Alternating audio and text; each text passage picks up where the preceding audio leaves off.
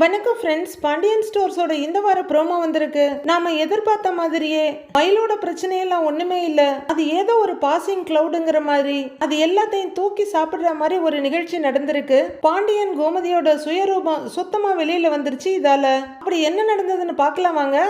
கடைக்கு வர்ற பாண்டியன் அவரு ரோட்ல இருக்கிறதெல்லாம் பாக்குறாரு. ஒரு இடத்துல நிறைய ஆளுங்க இருக்காங்க, கோலாகலமா அந்த இடம் விழாக்கோலம் போன்றிருக்க. அது என்னன்னு பாக்குறாரு. அது வேற ஒண்ணும் இல்ல, பழனிக்காக அவங்க அண்ணனுங்க ஓபன் பண்ணி கொடுத்த காந்திமதி ஸ்டோர்ஸ் தான். இத பாக்குற பாண்டியன், என்ன இது நம்ம வீதியில நம்ம கடைக்கு எதிர்த்தால புதுசா ஒரு கடையை திறந்திருக்காங்க அப்படின்னு பாக்குறாரு. அப்புறம் அது பழனிக்காக அவங்க அண்ணனுங்க ஓபன் பண்ணி கொடுத்திருக்க கடைன்னு தெரியுது. அது பழனி கடை தான் தெரிஞ்ச உடனே அவருக்கு பயங்கர கடுப்பாயிடுது. சரவணனோட வீட்டுக்கு வர்றவரு கோமதி கொண்டு வந்து கொடுத்த காஃபி டம்ளர் விசிறி அடிச்சிட்டு பயங்கர கோவத்தோட, உன் தம்பி இப்படி பண்ணுவான்னு நான் கொஞ்சம் கூட எதிர்பார்க்கலடி அப்படின்னு பயங்கரமா கத்திக்கிட்டு இருக்காரு.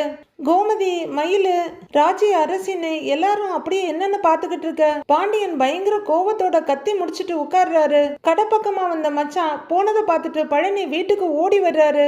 அவங்க எல்லாருமே கோவமா இருக்கதை பார்த்துட்டு, அக்கா மச்சான் நான் சொல்றத கொஞ்சம் கேளுங்களேன் அப்படின்னு பழனி சொல்ல, கோமதி வேகமா முன்னாடி வந்து பழனியை ஒரு தள்ளி விட்டுட்டு, எங்களுக்கு எல்லாத்துக்கும் துரோகம் பண்ணிட்டியே அப்படின்னு கத்த, அக்கா இத நீயுமா நம்புற அப்படின்னு அந்த அப்பாவி பழனி கேக்குறாரு. உடனே கோவமா எழுந்திருக்கிற பாண்டியன், ஏய் இவ பேசுனதுல என்னடா தப்பு இருக்கு அப்படின்னு கேட்க, பழனி அதிர்ந்து போய் பாக்குறாரு. ஏய் இதோட உனக்கும் இந்த குடும்பத்துக்கும் இருந்த உறவு முடிஞ்சு போச்சுடா அப்படின்னு பாண்டியனும், போயிடு இங்க இருந்து அப்படின்னு கோமதியும் கத்துறாங்க.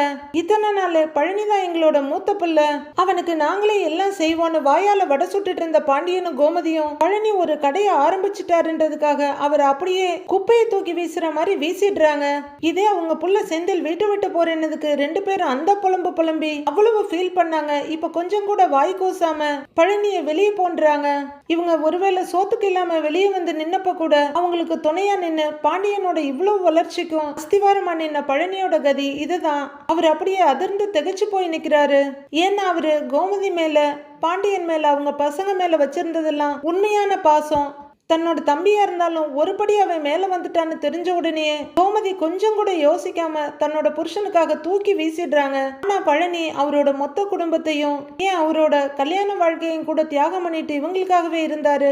எதிரில கடை திறந்தா என்ன, நம்மளோட இன்னொரு பிரான்ச் நினைச்சுக்க வேண்டியதான்ற நல்ல புத்தி இல்லாம பாண்டியன் அவர் ஒய்ஃப் ரெண்டு பேரும் பயங்கர அல்பத்தனமா பழனிய காயப்படுத்துறாங்க. பாவம் பழனி, அவரோட உண்மையான அன்புக்கு இவ்வளவு பெரிய சோதனை வந்துருச்சு. அவரு அக்கா வீடா இல்ல கடையான்னு முடிவெடுக்கிற ஆப்ஷனை கூட அவங்க கொடுக்கல. அடுத்து என்ன நடக்க போகுதுன்னு பொறுத்திருந்து பார்க்கலாம் ஃப்ரெண்ட்ஸ்.